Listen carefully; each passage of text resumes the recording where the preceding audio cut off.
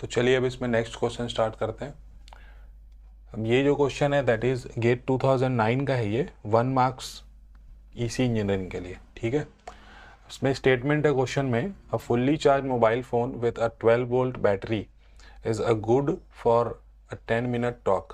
Assume that during the talk time, the battery delivers a constant current of 2 ampere and its voltage drops linearly from 12 volt to 10 volt as shown in figure. How much energy does the battery deliver during this talk time? तो ये आपको ये graph दिया हुआ है कि इसका voltage talk time के दौरान इस तरीके से इसमें क्या हो रहा है, 12 वोल्ट से 10 वोल्ट की तरफ जा रहा है, लीनियरली डिके होके जा रहा है, ठीक है। और इसमें आपको एनर्जी पूछ रहा है कि जब ये वोल्टेज ऐसा गया तो इसने कितनी एनर्जी डिलीवर की, ठीक है। वोल्टेज क्या हुआ है यहाँ पे, कम हो रहा है, तो एनर्जी को डिलीवर किया इसने, ठीक। तो वो एनर्जी की वैल्यू पूछ रहा है इसमें, ठीक। सॉल्व करते हैं। हमको पता है पावर और एनर्जी का जो रिलेशन होता है, ठीक है, पावर और एनर्जी का रिलेशन हमने बेसिक्स में पढ़ा था, W is equals to P dt, ठीक है। सो यहाँ पे देखिए, अब पावर की वैल्यू तो हमको गिवन नहीं है, हमको वोल्टेज और करंट गिवन है, तो इसको P को हमको P इक्वल टू हमारे पास होता है V इंटू आई, ठीक है। तो उसी के टर्म्स में यहाँ रखना पड़ेगा, W इक्वल्स टू आ जाएगा V into I D T. अब क्वेश्चन में जो स्टेटमेंट है उसमें दिया हुआ है कि कांस्टेंट करंट सोर्स, ठीक है, करंट सोर्स जो है आपका ये कांस्टेंट है, ठीक है। तो इसकी वैल्यू इंटीग्रेशन में इन्वॉल्व नहीं होगी, ठीक है। बट v जो है ये टाइम का फंक्शन है और उसका जो फंक्शन है इस तरीके का ये है, ये आपको दिया हुआ है, ठीक है। तो ये जो फंक्शन है इससे आपको v की वैल्यू, मतलब v को आपको इंटीग्रेशन में इन्वॉल्व करना पड़ेगा, ठीक है। सो w इक्वल्स टू वैल्यूज हम अगर पुट करें इसमें, तो i की वैल्यू हमारे पास है 2 एम्पियर, दिस इज i, ठीक। सो 2 एम्पियर हो जाएगा ये, ठीक है। लिमिट हम लगाएंगे 0 टू 10, 0 टू 10, ठीक है। और ये आ जाएगा आपका v into D T. 0 to 10 minute लगाना है इसको, ठीक। और सेकेंड्स में कन्वर्ट करेंगे तो ये हो जाएगा, और आप इसको लिख सकते हैं 10 इंटू 60, 600 सेकेंड्स, ठीक है। तो इस तरीके से 600 सेकेंड्स में इसको लगाना पड़ेगा, ठीक। तो w इक्वल्स टू आपके पास आ जाएगा 2 इंटू 0 टू 600। अब इसमें आपको इसका इस लाइन का इक्वेशन आपको लिखना पड़ेगा, ठीक है ना। तो इस लाइन का इक्वेशन लिखने के बाद आपको वैल्यू मिल जाएगी, ठीक। तो इस लाइन का इक्वेशन आपका क्या आएगा, y2 minus y1 vt minus 10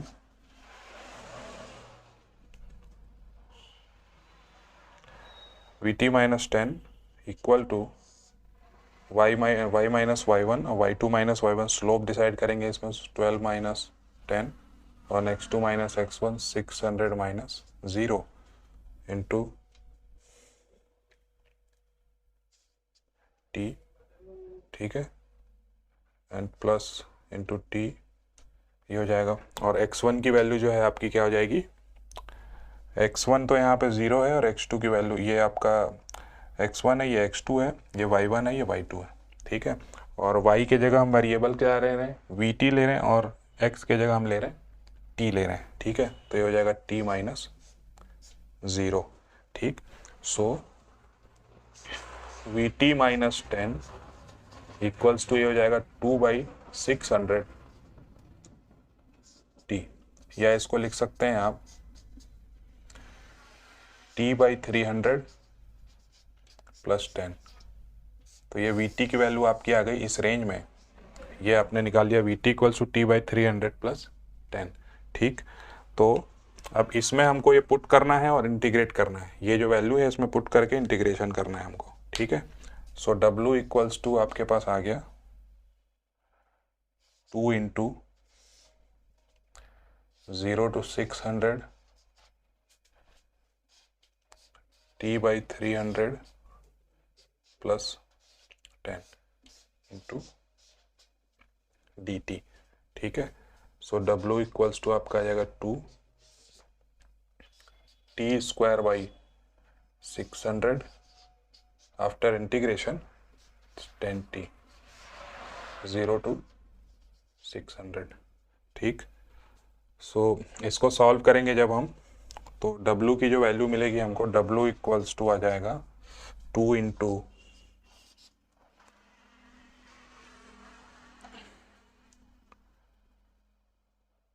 600 का स्क्वायर करेंगे यहाँ पे तो 600 कैंसिल हो जाएगा, तो यहाँ पे बचेगा आपका 600। ठीक है, प्लस 10 इंटू 600 दैट इज 6600 और जीरो लिमिट रखेंगे तो ये दोनों वैल्यू ज़ीरो होंगी, सो -0। ठीक, तो ये आपकी W की वैल्यू ये आएगी। ठीक है, और इसको कन्वर्ट करने पे आएगा आपका 13.2 किलो जूल्स। ठीक है, तो इस तरीके से आप W equals to P D T का यूज़ करके आपने ये कैलकुलेशन कर लिया।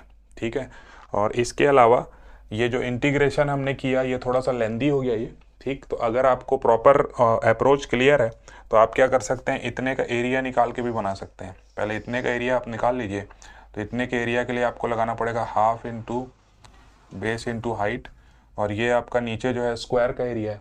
ठीक है, तो उससे भी आपका ये इंटीग्रेशन आ सकता है। ठीक है, ये जो इंटीग्रेशन आपका आ सकता है। ठीक, तो ये स्क्वायर का एरिया प्लस ये एरिया करेंगे तो ये सेम वैल्यू आएगी आपकी।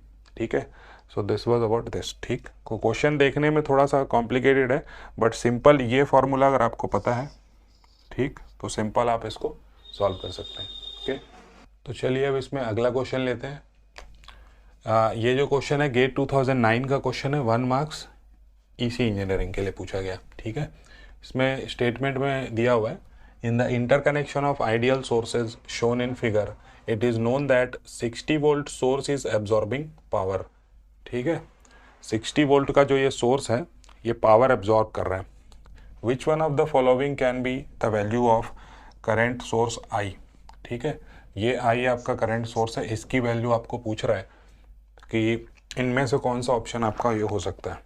ठीक है, तो अब इसमें ध्यान से देखिए, इस स्टेटमेंट में आपको जो जानकारी दी हुई है, 60 वोल्ट का सोर्स क्या कर रहा है, पावर एब्जॉर्ब कर रहा है।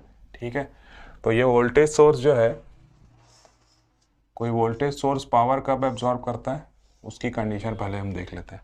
ठीक, अगर प्लस टर्मिनल से करंट बाहर जा रहा है, ठीक है, तो ये पावर क्या करता है, डिलीवर करता है।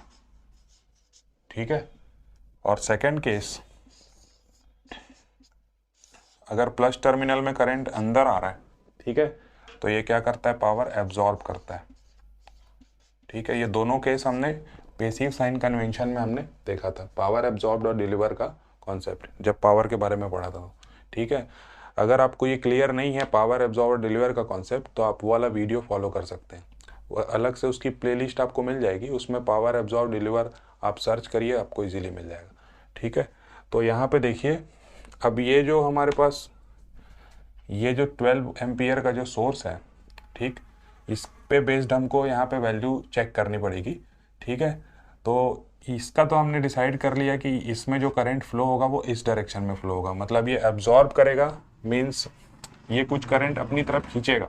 ठीक है, तो यहाँ से 12 एम्पियर से ये करंट जब इसमें ये जा रहा है, ठीक है, तो यहाँ पे भी ये कितना आ रहा है, 12 एम्पियर जा रहा है। ठीक, और ये 12 एम्पियर में से कुछ करंट ये क्या कर रहा है, ये अपनी तरफ ड्रॉ कर ले रहा है।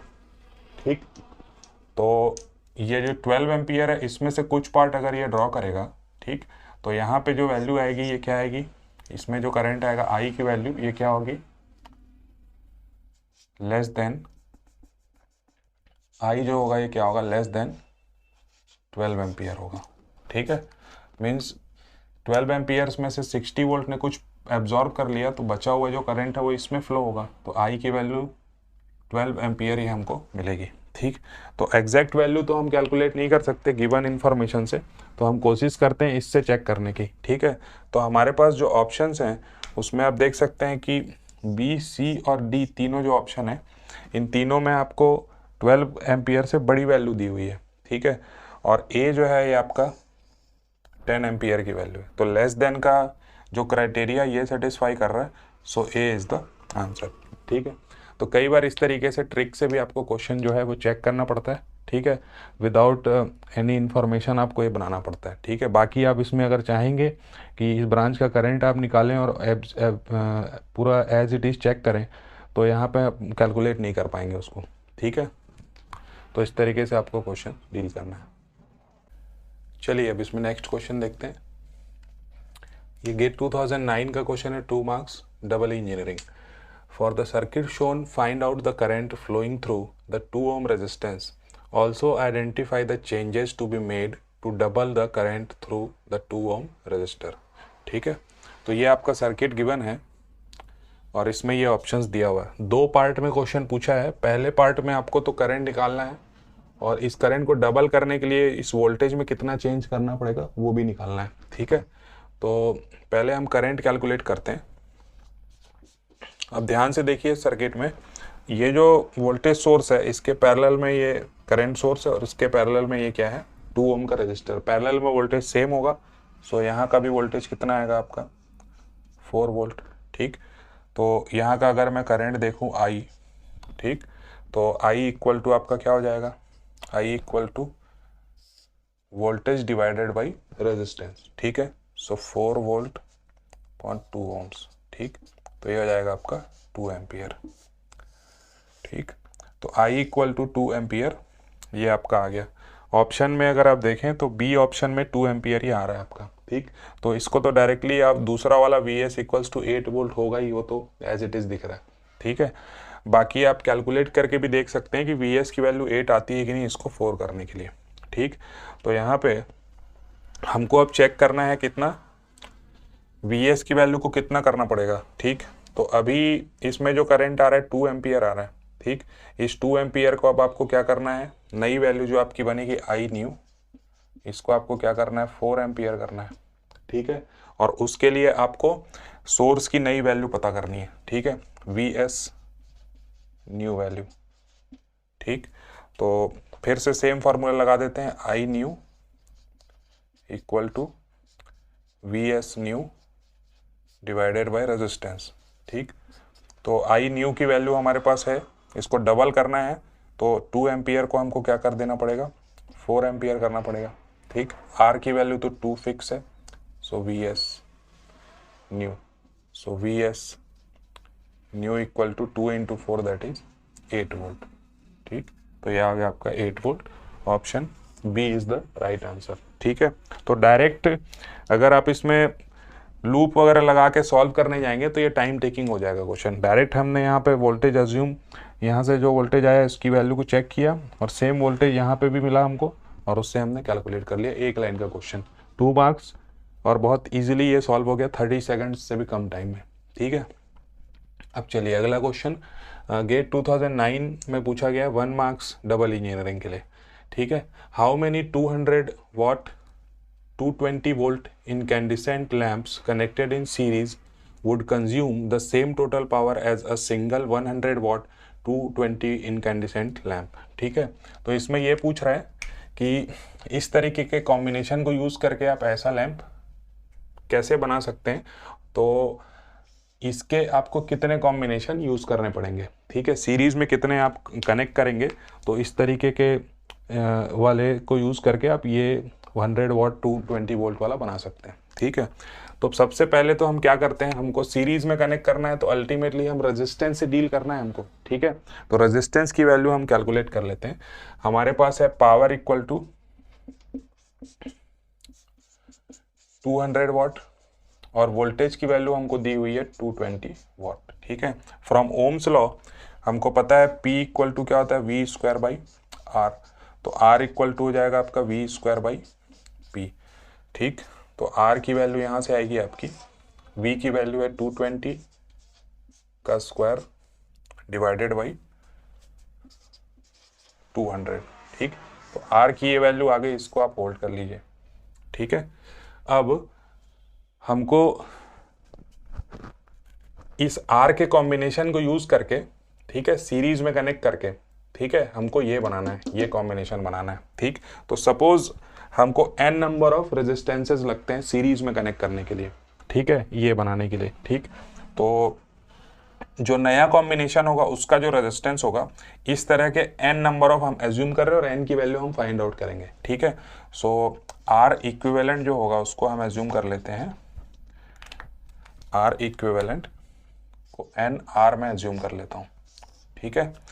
n नंबर ऑफ रेजिस्टेंस को सीरीज में कनेक्ट करने पे इस कॉम्बिनेशन से ये कॉम्बिनेशन बन जाएगा, ठीक है।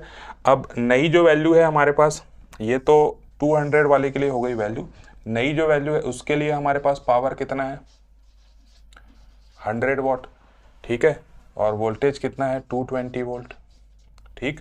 तो अब उसका यूज करके हम कैलकुलेशन करेंगे। सो P इक्वल्स टू हमारे पास होता है V²/R, ठीक। तो R की वैल्यू जो हो जाएगी, R इक्वल टू हो जाएगा आपका, अब हमको ये वाली वैल्यू सब पुट करनी है, ठीक है। तो R के जगह आप क्या लिखेंगे यहाँ पे, R इक्विवेलेंट, ठीक है। V के जगह आप क्या लिखेंगे 220 स्क्वायर, ठीक है। और P के जगह आप क्या लिखेंगे 100, ठीक। तो अब इसका यूज करके आपको कैलकुलेशन करना है, ठीक है। R इक्विवेलेंट की जगह हम क्या पुट कर सकते हैं, R इक्विवेलेंट की जगह हम NR पुट कर सकते हैं। सो NR इक्वल टू आपके पास हो जाएगा 220 का स्क्वायर डिवाइडेड बाई 100, ठीक है। अभी R की वैल्यू हमने कैलकुलेट की है 10, ठीक है। So NR equal to sorry R की वैल्यू हम रख देते हैं, सो 220 स्क्वायर डिवाइडेड बाई 200, और यहाँ पे आ जाएगा 220 का स्क्वायर डिवाइडेड बाई 100। तो ये 220 ये कैंसल आउट हो गया और n इक्वल टू आपका आ गया 2, ठीक। तो इस तरीके से n इक्वल्स टू वैल्यू आ गई आपके पास 2। तो ऐसे दो बल्ब्स ऐसे इन दो लैंप्स को लगा के आप इस तरह का एक सिंगल लैंप बना सकते हैं। n की वैल्यू इसमें हमने निकाल ली 2, ठीक है। तो इस तरीके से ऐसे क्वेश्चंस को आपको डील करना है, ठीक है। कॉन्सेप्ट बाय कॉन्सेप्ट ही हम चल रहे हैं, ठीक है। अगर आप बेसिक इलेक्ट्रिकल क्वांटिटीज के कॉन्सेप्ट को अच्छे से समझते हैं तो इजीली ये क्वेश्चन बना सकते। 1 मार्क्स का क्वेश्चन है, वो 1 मिनट से ज़्यादा टाइम आपको नहीं लगेगा इसमें, ठीक है।